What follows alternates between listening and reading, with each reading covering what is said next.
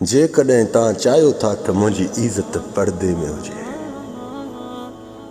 त कॾहिं कंहिंजी बुराई न ॿुधजे, कॾहिं कंहिंजी गिला न कजांइ। गिला करण ऐं ॿुधण ॿई बराबरि अथव।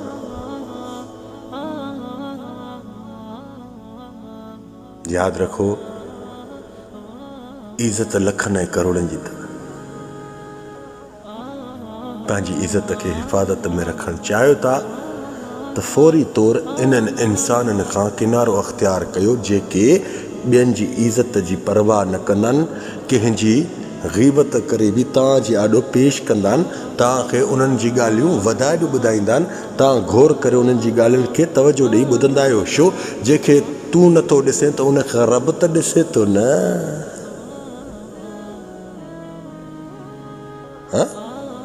जंहिंखे तव्हां नथा ॾिसो उनखे रब त ॾिसे थो न।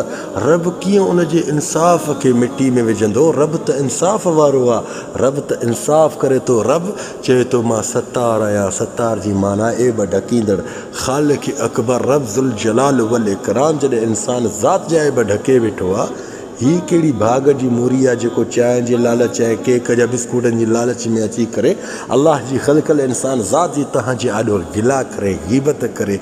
हुन में उहे ॻाल्हियूं हुजनि बि न। छो? गिला में जेसि ताणी धमाका वधीक न हूंदो त उनखे सुकून ई न ईंदो। इहे मुनाफ़िक़ चापलूस चमचा छा चाहींदा आहिनि त असां कंहिंजी इज़त खे वठूं त अहिड़ो मिटी में लुॿाड़ियूं सफ़ा हीअं पाणी करे छॾियूं, पर उहे तव्हांजी इज़त खे सेफ्टी न ॾींदा।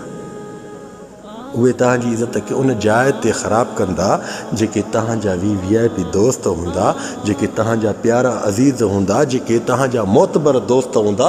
इहे चमचा उन्हनि सां बि वास्ता वधाए उन्हनि खे बि तव्हांजी ॻाल्हियूं वॾी ख़तरनाक में ख़तरनाक तरीक़े पेश कंदा अथई।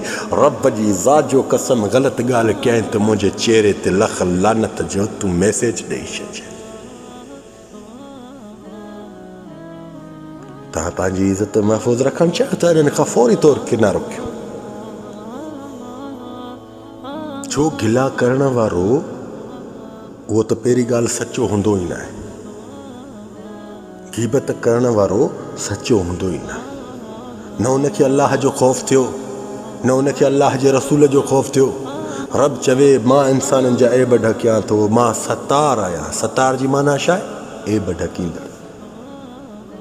त ही इंसान जो तुंहिंजे आॾो वेही करे के इंसान जी ग़ीबत ऐं गिला करे त इनखे छा करार ॾींदे? तूं भलो करार ॾींदेसि या तूं पंहिंजो वॾो करे मथे जो ताज सम्झी विहारे छॾींदुसि? घबराइजनि न, घबराइजनि न। उहो इशारो ॾींदो आहे तव्हांखे त मां अॼु कंहिंजी इज़त तव्हांजे आॾो पेश थो कयां। सुभाणे तव्हांजी इज़त खे उन जाइनि ते पेश कंदोमांव जिते तव्हांजी घणी इज़त हूंदी आहे।